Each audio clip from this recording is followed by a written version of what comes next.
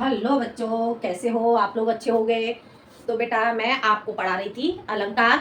तो अलंकार में मैं आज आपके लिए अगला टॉपिक लेकर के आई हूँ, वक्रोक्ति अलंकार। ठीक है, आज हम क्या पढ़ेंगे? वक्रोक्ति अलंकार। वक्रोक्ति वक्रोक्ति अलंकार। ठीक है, कौन सा अलंकार पढ़ेंगे? वक्रोक्ति अलंकार। वक्रोक्ति अलंकार में बेटा जो ये वक्रोक्ति अलंकार है, वक्रोक्ति अलंकार शब्द अलंकार और अर्थालंकार दोनों से लिया गया है। ठीक है, तो वक्रोक्ति अलंकार में यदि हम वक्रोक्ति अगर हम इसे देखेंगे तो इसका अर्थ आपको स्पष्ट समझ में आ रहा है। वक्र और उक्ति, इसमें दो अर्थ हैं। अगर हम इसे तोड़ेंगे तो कैसे तोड़ेंगे? वक्र वक्र और उक्ति उक्ति। ठीक है, वक्र वक्र का अर्थ क्या हो जाएगा? वक्र का अर्थ हो जाएगा टेढ़ा। ठीक है, और ये हमारा हो गया उक्ति। उक्ति का अर्थ क्या हो जाएगा? उक्ति का अर्थ होगा कथन। उक्ति का अर्थ क्या हो जाएगा? कथन, कहना। ठीक है, वक्र वक्र टेढ़ा हो गया और उक्ति का अर्थ हो गया कथन। ठीक है, अब हम इसकी परिभाषा देखते हैं। जहां इस वक्रोक्ति की परिभाषा क्या होगी? जहां वक्ता के द्वारा बोले गए शब्दों का अर्थ अलग निकाला जाता है, उसे क्या कहते हैं? उसे वक्रोक्ति अलंकार कहते हैं। वक्ता के द्वारा बोले गए शब्दों का जहां अर्थ अलग निकले, अर्थात टेढ़ा, यानी कि वक्ता कुछ बोल रहा है और उसका अर्थ कुछ समझा जाए, तो उसको हम क्या कहेंगे? वक्रोक्ति अलंकार कहेंगे। ठीक है, व्यंग्य के द्वारा अगर कोई अन्य अर्थ समझा जाता है तो उसे हम क्या कहेंगे? वक्रोक्ति अलंकार कहेंगे। तो परिभाषा देखेंगे, इसकी परिभाषा क्या होगी? जहां वक्ता के द्वारा जहां वक्ता के द्वारा जहां वक्ता के द्वारा द्वारा बोले गए जहां वक्ता के द्वारा बोले गए शब्दों का श्रोता श्रोता श्रोता किसे कहते हैं? श्रोता कहेंगे सुनने वाला। ठीक है, तो जहां वक्ता के द्वारा बोले गए शब्दों का श्रोता अलग अर्थ निकाले, अलग अर्थ निकाले अलग अर्थ निकाले उसे वक्रोक्ति अलंकार कहते हैं। ठीक है, आ गया समझ में? वक्रोक्ति अलंकार किसे कहेंगे? वक्रोक्ति वक्र और उक्ति। वक्र वक्र का अर्थ हो गया टेढ़ा, यानी कि अलग समझना, और उक्ति कथन कथन यानी कि कहने वाले कथन को अलग समझना। तो इसकी परिभाषा क्या हो जाएगी? जहां वक्ता के द्वारा बोले गए शब्दों का श्रोता, ठीक है, जहां वक्ता के द्वारा बोले गए शब्दों का श्रोता अलग अर्थ निकाले उसे वक्रोक्ति अलंकार कहते हैं। आ गया समझ में? वक्रोक्ति अलंकार। अब जानेंगे हम इसके वक्रोक्ति अलंकार के भेद। ठीक है, क्या जानेंगे? वक्रोक्ति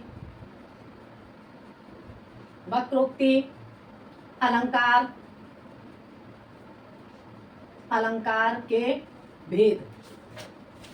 ठीक है, वक्रोक्ति अलंकार के कितने भेद होते हैं? वक्रोक्ति अलंकार के वक्रोक्ति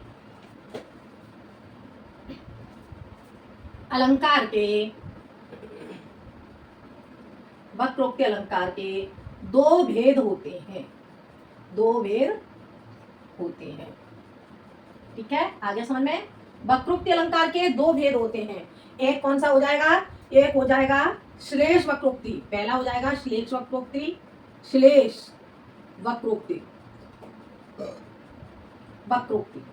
और दूसरा आपका क्या होगा? दूसरा हो जाएगा आपका काक वक्रोक्ति।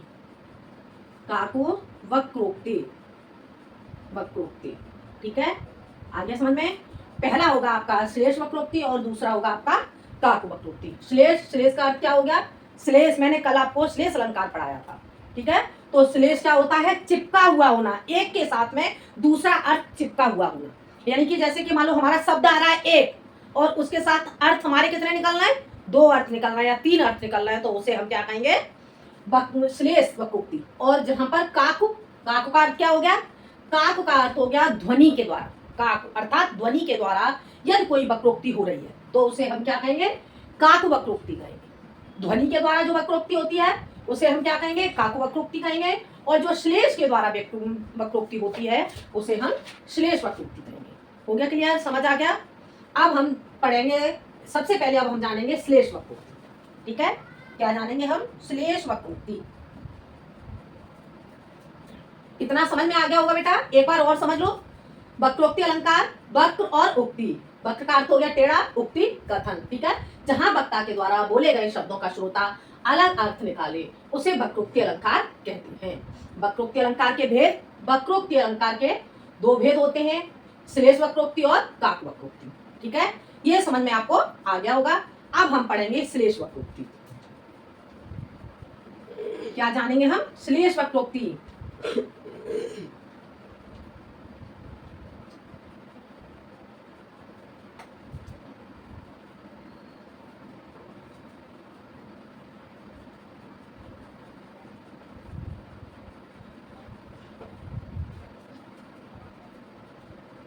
देखते हैं हम श्लेष वक्रोक्ति। पहले पढ़ेंगे हम श्लेष वक्रोक्ति। वक्रोक्ति,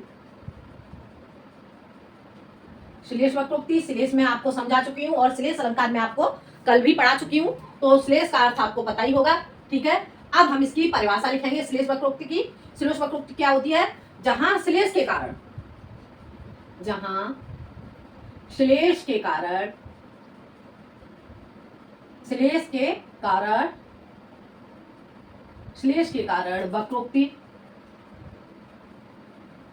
वक्रोक्ति होती है, जहां श्लेष के कारण वक्रोक्ति होती है उसे जहां श्लेष के कारण वक्रोक्ति होती है उसे श्लेष वक्रोक्ति कहते हैं। उसे श्लेष वक्रोक्ति कहते हैं। ठीक है, आ गया आपको समझ में। जहां श्लेष के कारण वक्रोक्ति होती है उसे श्लेष वक्रोक्ति कहते हैं। ठीक है, ये मैं आपको समझा चुकी हूँ श्लेष। ठीक है, अब हम जानेंगे इसका उदाहरण। उदाहरण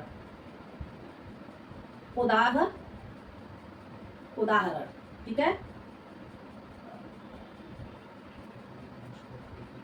उदाहरण देखेंगे इसका। अब हम देखो, जो कृष्ण भगवान है इसका हम क्या उदाहरण जानेंगे, कौन तुम। ठीक है, कौन तुम, कौन तुम, कौन तुम, ये क्या हो गया, ये प्रश्न पूछा गया कौन तुम, और उधर से आंसर आता है, क्या आया, घनश्याम। जब प्रश्न पूछा गया कौन तुम, उत्तर मिला घनश्याम, घनश्याम। ठीक है, क्या उत्तर मिला, घनश्याम। अब जब घनश्याम उत्तर मिला तो इधर से क्या उत्तर आएगा, तो जाए कहूं बरसा करूं, तो जाए कहूं वर्षा करो। ठीक है, अब देखो, अब इसे समझने की कोशिश करो। कौन तुम, एक बार क्या होता है, एक बार जो श्री कृष्ण है, श्री कृष्ण राधा के दरवाजे पर जाते हैं और वो जाकर के दरवाजा बजाते हैं। ठीक है, जब वो दरवाजा बजाते हैं तो राधा अंदर से पूछती है कौन तुम, कौन हो। ठीक है, तो श्री कृष्ण उन्हें बताते हैं घनश्याम, यानी कि श्री कृष्ण। तो राधा क्या कहती है, घनश्याम। घनश्याम का दूसरा अर्थ क्या हो गया, घनश्याम जो श्री कृष्ण है वो अपना नाम बता रहे हैं। ठीक है, लेकिन यहाँ पे राधा क्या कहती है, घनश्याम। और किसे कहते हैं, अर्थ इसमें अलग छिपे हुए हैं, क्योंकि श्लेष अलंकार का अर्थ ही यही होता है, श्लेष वक्रोक्ति। श्लेष के साथ यहाँ पे वक्रोक्ति हो रही है, तो घनश्याम, घनश्याम कहते हैं, घन का अर्थ हो गया घने, क्या बादल, घनश्याम काले बादल। ठीक है, काले बादल। तो जब राधा पूछती है, जब राधा कहती है कि कौन तुम, तो श्री कृष्ण कहते हैं कि घनश्याम। तो राधा क्या कहती है, घनश्याम। तो जाए कहूं वर्षा करो। यदि घनश्याम हो यानी कि काले बादल हैं तो जाओ कहीं वर्षा करो। ठीक है, तो यहाँ पर क्या वक्रोक्ति की जा रही है। वक्रोक्ति का अर्थ क्या हो गया, व्यंग किया जाना। व्यंग में जो राधा है, राधा श्री कृष्ण से कहती हैं कि तो जाओ कहीं जाकर के वर्षा करो।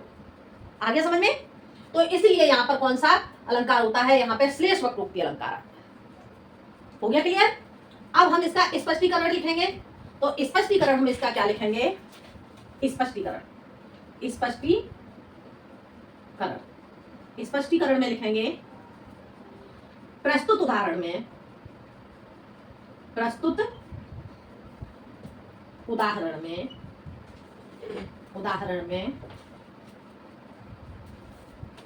श्री कृष्ण राधा के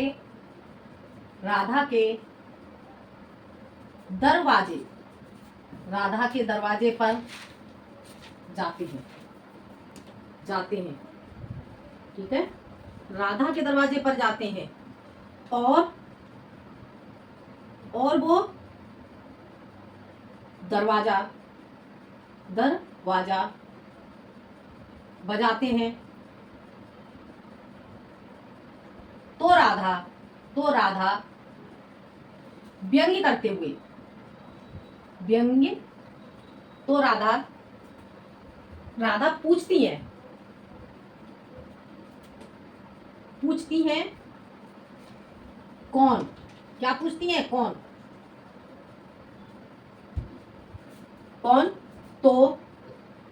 तो श्री कृष्ण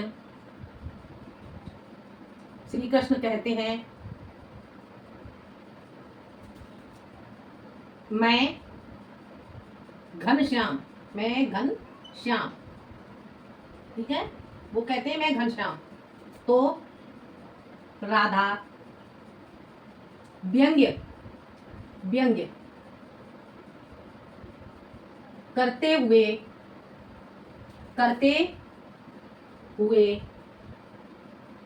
कहती हैं कि तो जाओ, व्यंग्य करते हुए कहती हैं कि घनश्याम अर्थात काले बादल तो जाओ कहीं जाकर वर्षा करो।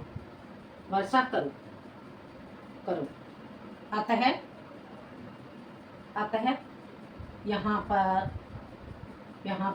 क्या होगा, यहाँ पर श्लेष वक्रोक्ति होगा।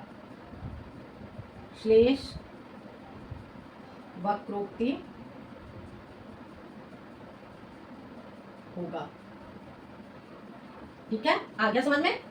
श्लेष वक्रोक्ति आपको समझ में आ गया। श्लेष वक्रोक्ति क्या होता है, जहां श्लेष के कारण वक्रोक्ति हो, अर्थात जहां एक के साथ अन्य भी अर्थ छिपा हुआ हो, तो उसे हम क्या कहेंगे, श्लेष वक्रोक्ति कहेंगे। उदाहरण कौन, तुम घनश्याम। तो जाए कहूं वर्षा करो, राधा क्या कहती है, तो जाओ कहीं जाकर के वर्षा करो। अब इसका स्पष्टीकरण क्या होगा, प्रस्तुत उदाहरण में श्री कृष्ण राधा के दरवाजे पर जाते हैं और वो दरवाजा बजाते हैं। तो राधा पूछती हैं कौन, तो श्री कृष्ण कहते हैं मैं घनश्याम। तो राधा व्यंग करते हुए कहती हैं कि घनश्याम अर्थात काले बादल तो जाओ कहीं जाकर के वर्षा करो। अतः यहाँ श्लेष वक्रोक्ति होगा। आगे समझ में, यह आपको समझ में आ गया होगा बेटा। तो अब हम इसके बाद आगे पढ़ेंगे हम काकू वक्रोक्ति। क्या पढ़ेंगे, काकू वक्रोक्ति।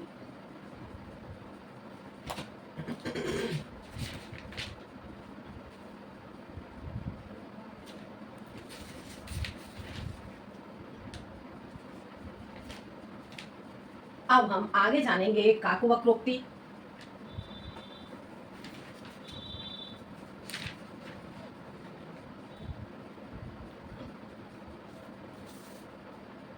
आगे जानेंगे हम काकू।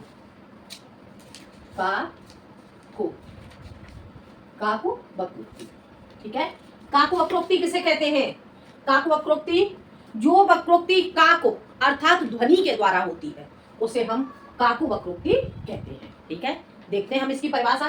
काकु वक्रोक्ति, जो वक्रोक्ति जो जो वक्रोक्ति जो वक्रोक्ति वक्रोक्ति काकु अर्थात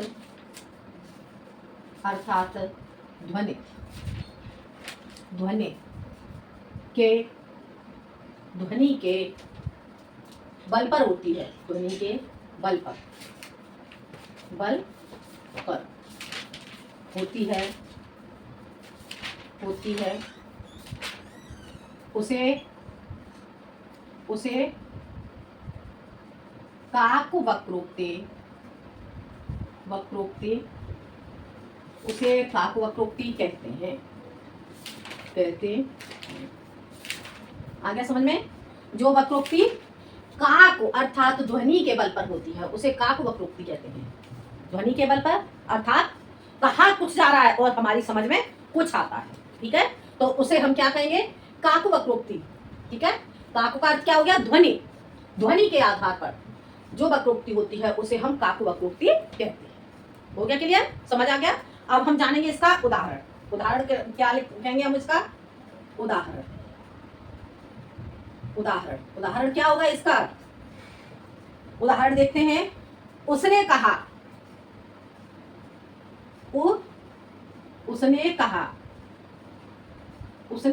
क्या कहा उसने कहा जाओ मत।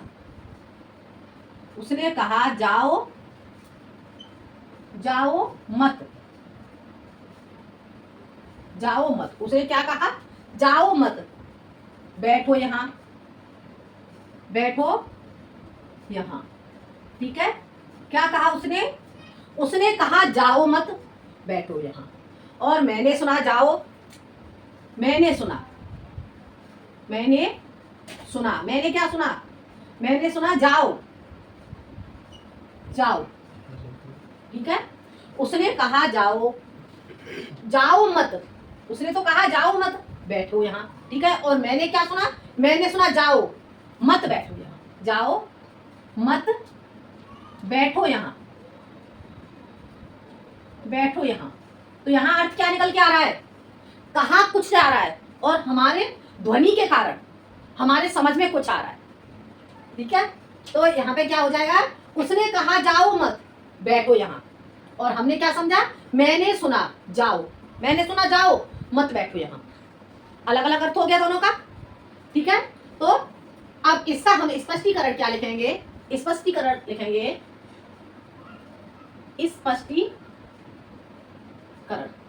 में लिखेंगे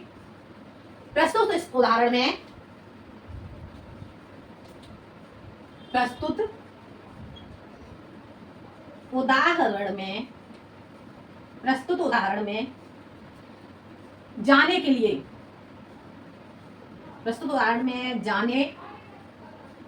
के लिए मना किया जा रहा है। मना किया जा रहा है।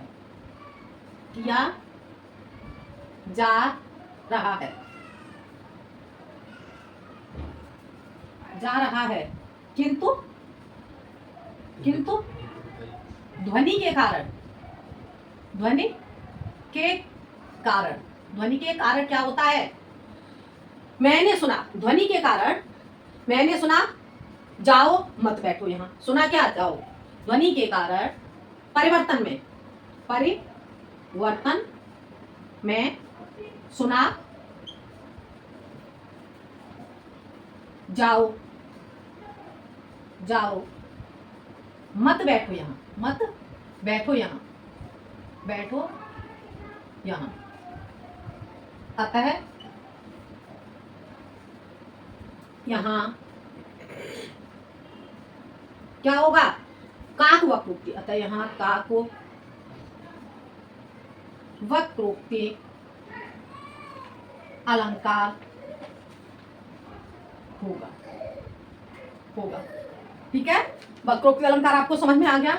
वक्रोक्ति अलंकार एक बार फिर देखते हैं हम। काक वक्रोक्ति फिर से समझ लो। जो वक्रोक्ति काक अर्थात ध्वनि के बल पर होती है उसे काक वक्रोक्ति कहते हैं। उदाहरण, उसने कहा जाओ मत बैठो यहाँ, मैंने सुना जाओ मत बैठो यहाँ। ठीक है, प्रस्तुत उदाहरण में जाने के लिए मना किया जा रहा है, किंतु ध्वनि के कारण परिवर्तन में सुना जाओ मत बैठो यहाँ, अतः यहाँ काक वक्रोक्ति अलंकार होगा। हो गया क्लियर? समझ में आ गया? ठीक है, इतना आपको समझ में आ गया होगा बेटा। आगे हम पढ़ेंगे इसके बाद पुनरुक्ति अलंकार। कौन सा अलंकार जानेंगे हम? पुनरुक्ति अलंकार। पुनरुक्ति अलंकार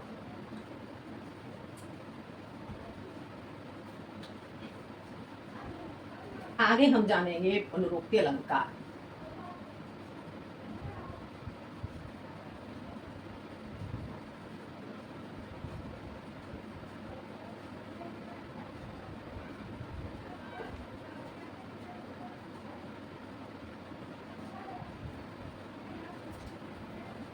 देखते हैं अगला अलंकार, पुनरुक्ति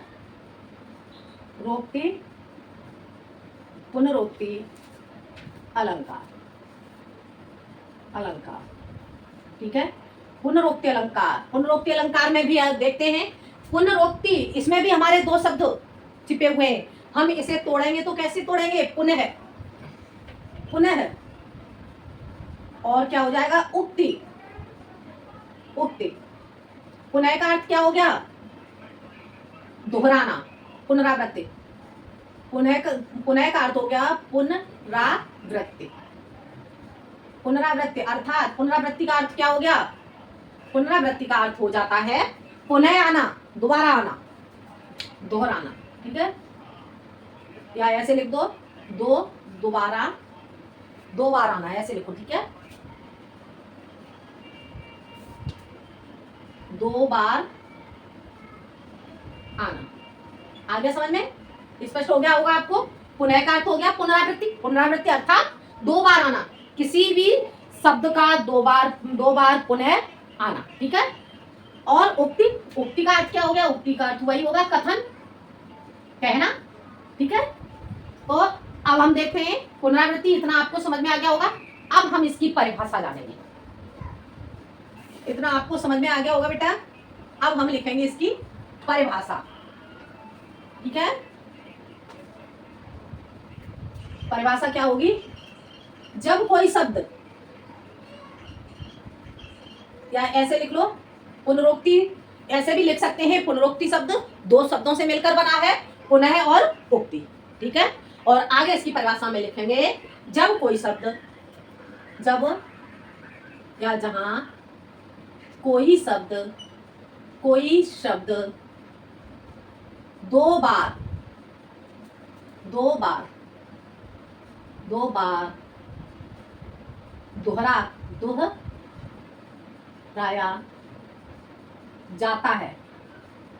जाता है, जहां कोई शब्द दो बार दोहराया जाता है, अर्थात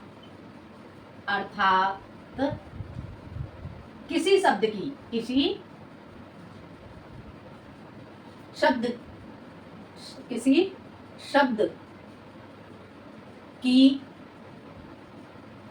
बार-बार, किसी शब्द की पुनरावृत्ति होती है, किसी शब्द की पुनरावृत्ति होती है, पुनरुक्ति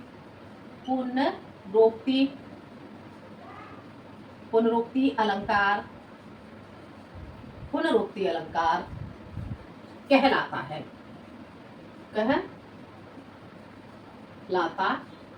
ठीक है, पुनरुक्ति अलंकार कहलाता है। हो गया क्लियर? इतना समझ में आ गया आपको? पुनरुक्ति अलंकार क्या हो गया? पुनः और उक्ति, जहां कोई शब्द दो बार दोहराया जाता है, अर्थात किसी शब्द की पुनरावृत्ति होती है। यानी कि कोई शब्द, पुनरावृत्ति का अर्थ हो गया कोई शब्द बार बार आना, तो उसे हम क्या कहेंगे? पुनरुक्ति अलंकार कहलाता है। अब जानेंगे उदाहरण। इसका उदाहरण इसका क्या होगा? उदाहरण इसका हो जाएगा पुनपिन कहते कौन है? माता। पुनि पुनि पुनि पुनि पुनि पुनि कहत कहत कौन है माता, कौन है माता। पुनि पुनि कहत कौन है माता, और को है तेरो तात, को है तेरो तात। ठीक है, पुनि पुनि कहत कौन है माता, को है तेरो तात। कौन कहता है यहाँ पे? श्री कृष्ण, जो श्री कृष्ण है, श्री कृष्ण अपनी माता यशोदा से बलदाव की शिकायत करते हुए कहते हैं कि पुनि पुनि कहत कौन है माता। पुनि पुनि कहत, पुनि पुनि यानी कि बार बार कहते हैं कौन तुम्हारी माता है, और को है तेरो तात, और कौन तुम्हारे पिता है। तो पुनि पुनि, पुनि पुनि की यहाँ पर बार बार आवृत्ति हुई है, अतः यहाँ पर पुनरुक्ति अलंकार होगा। आगे समझ में? इसका दूसरा उदाहरण और देख लो। फेर फेर बरसा ऋतु आई। अगला उदाहरण इसका क्या है? कोई सा भी एक उदाहरण लिख सकते हैं या इसे लिखो। मैं दूसरा उदाहरण आपको बता देती हूँ। फेर फेर बरसा ऋतु आई, क्या होगा अगला उदाहरण? अगला उदाहरण इसका हो जाएगा फेर फेर, फेर फेर फेर फेर फेर फेर। समझ आ रहा है बेटा? फेर फेर वर्षा ऋतु आई, वर्षा ऋतु आई। ठीक है, फेर फेर वर्षा ऋतु आई। फेर फेर यानी कि बार बार वर्षा ऋतु आई, फेर फेर यानी कि पुनः फिर से वर्षा ऋतु आ गई। ठीक है, आ गया समझ में बेटा? ये आपको समझ में आया। इसका स्पष्टीकरण क्या लिखेंगे? इसकी स्पष्टीकरण में लिखेंगे प्रस्तुत उदाहरण में पुनि पुनि शब्द की बार बार आवृत्ति हो रही है, अतः यहाँ पर पुनरुक्ति प्रकाश अलंकार होगा। आ गया समझ में? स्पष्टीकरण बता दूं मैं आपको। स्पष्टीकरण, स्पष्टीकरण लिखेंगे प्रस्तुत उदाहरण में। ये पहले वाले का स्पष्टीकरण में लिख रही हूं। प्रस्तुत उदाहरण में पुनि पुनि पुनि पुनि शब्द की बार बार यानी कि दो बार, पुनि पुनि शब्द की दो बार आवृत्ति हुई है, आवृत्ति हुई है, अतः यहाँ पर, अतः यहाँ पर पुनरुक्ति अलंकार है। अतः यहाँ पर पुनरुक्ति अलंकार है। पुनरुक्ति लिखेंगे या पुनरुक्ति? ठीक है, अतः यहाँ पर पुनरुक्ति अलंकार है, पुनरुक्ति अलंकार है, अलंकार है। ठीक है, ये आपको समझ में आ गया होगा। देखते हैं पुनरुक्ति अलंकार, पुनः और उक्ति। पुनः का अर्थ हो गया पुनरावृत्ति और उक्ति का अर्थ हो गया कथन। जहां कोई शब्द दो बार दोहराया जाता है अर्थात किसी शब्द की पुनरावृत्ति होती है, पुनरुक्ति अलंकार कहलाता है। उदाहरण पुनि पुनि कहत कौन है माता, को है तेरो तात। या दूसरा उदाहरण फेर फेर बरसा ऋतु आई। स्पष्टीकरण प्रस्तुत उदाहरण में पुनि पुनि शब्द की बार बार आवृत्ति होनी हुई है, अतः यहाँ पर पुनरुक्ति अलंकार है। आ गया समझ में? ये आपको समझ में आ गया होगा। इसी तरह से दूसरे का उदाहरण इसमें लिखेंगे, दूसरे का स्पष्टीकरण इसमें क्या लिखेंगे? प्रस्तुत उदाहरण में फेर फेर शब्द की दो बार आवृत्ति हुई है, अतः यहाँ पर पुनरुक्ति अलंकार है। तो बेटा इस तरह से आज मैंने आपको पढ़ाया वक्रोक्ति अलंकार और पुनरुक्ति अलंकार। ये दोनों आपको समझ में आ गए होंगे। ठीक है, तो आज के लिए इतना ही। धन्यवाद।